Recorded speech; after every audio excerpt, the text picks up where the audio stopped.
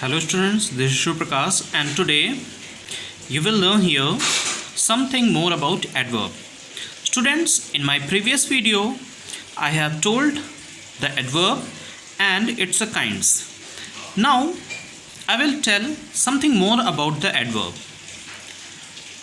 That is the order of adverb, or you generally know it by the royal order of adverb.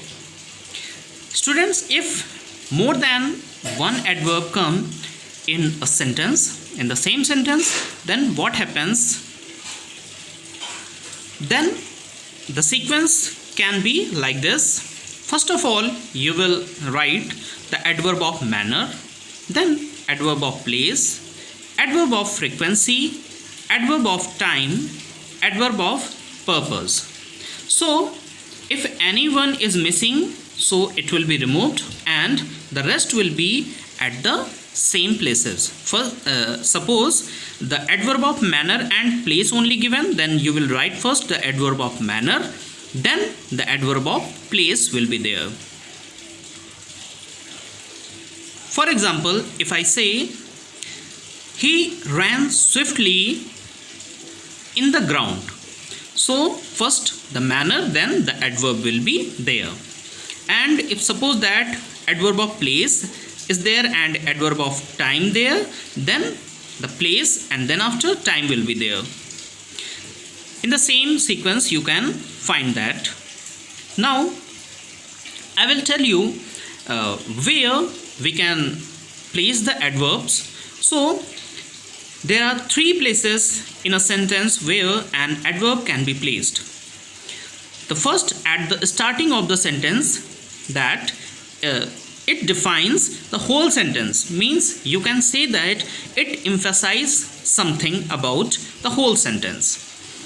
Yesterday he came to meet me, means I am emphasizing that about the yesterday. Yesterday he came to meet me. And the next is at the end of the sentence, or you can say after the object. You will learn this lesson tomorrow. So the adverb is at the end of the sentence here. And now the next is in the middle of the sentence, and you can say that it may come before or after the verb. Sorry, it is or. Examples are given. She always eats fresh vegetables, fresh fruits. So it is here before verb.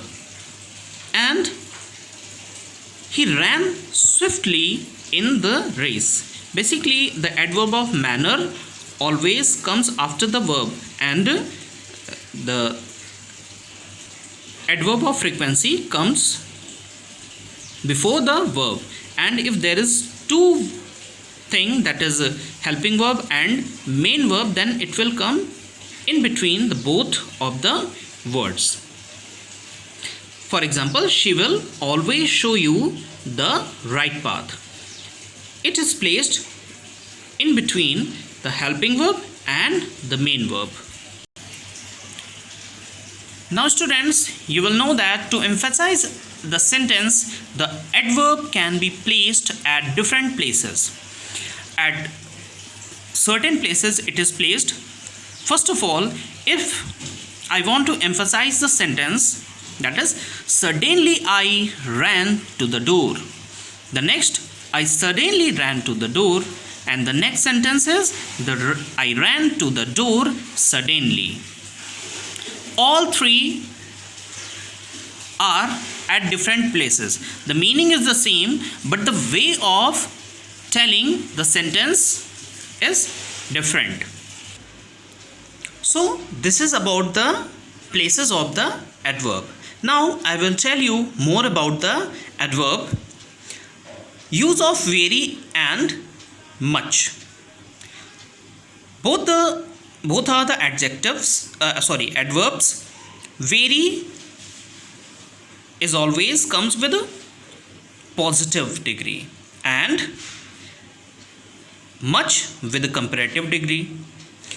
So you can say that very good, very beautiful, and in comparative degree we will use much, much better, much wiser. And very and much can be used together. Very much plus comparative degree. When very much is used together, then it will be comparative degree after that. Very much taller, very much better is used. He is very much taller than anyone. Very or much can be used with a superlative degree also, that is very best or much best. Very can be used with a present participle or past participle. For example, the book is very interesting. The movie is very entertaining. He is very tired in past participle. It is present participle. It is past participle, that is very tired. Very worried. He is very worried. Now I will tell you the use of fairly or rather. Fairly is used with a positive degree, and you can say that it is the way of telling anything which is favorable or pleasant. You will not use rather with any pleasant adjective. He is fairly wise. You cannot use he is fairly dull. He is fairly wise. It is a positive degree, but you can say it also that it is a favorable adjective. So with the favorable adjectives you will use fairly. Rather is used with positive and comparative degree, but what happens? It is used with unfavorable adjectives such as rather bad, rather difficult, rather worse. Fairly too impressive, that is not used.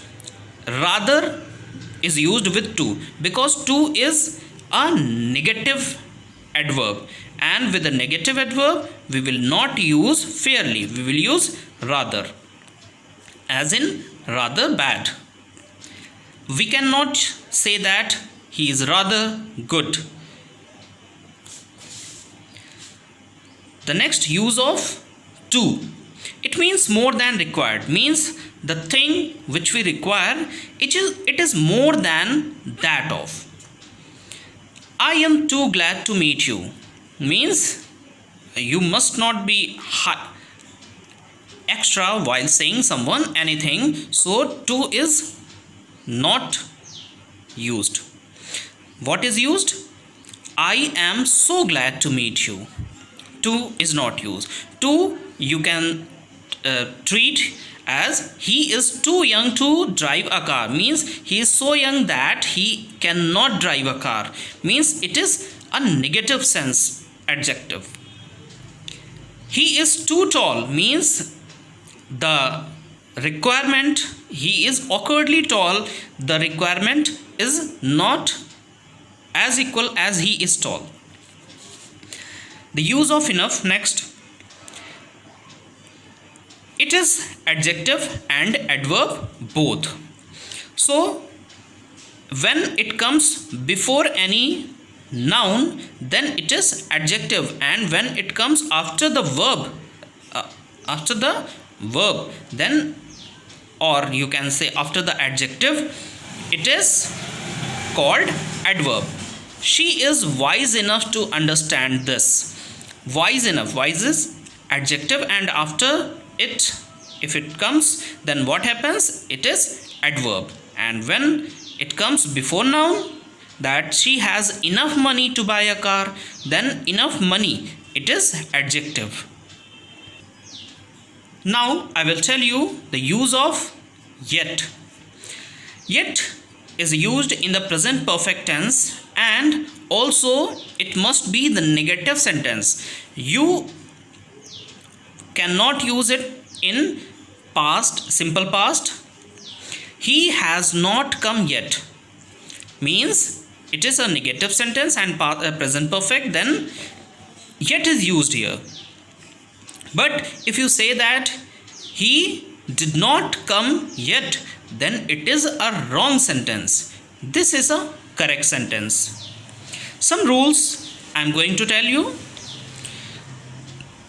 Else is followed by but. If you are using else, then it will followed by but. It is nothing else but sheer foolishness.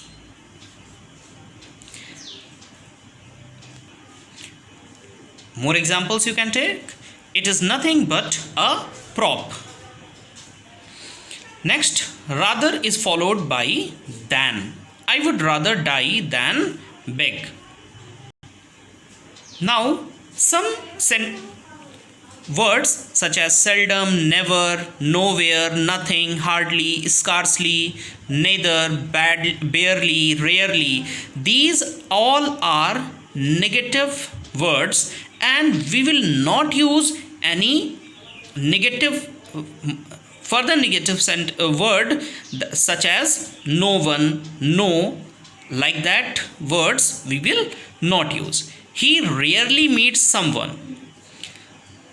He rarely meets no one. Then it is the wrong sentence because to negative always makes positive. So we will use he rarely meets someone.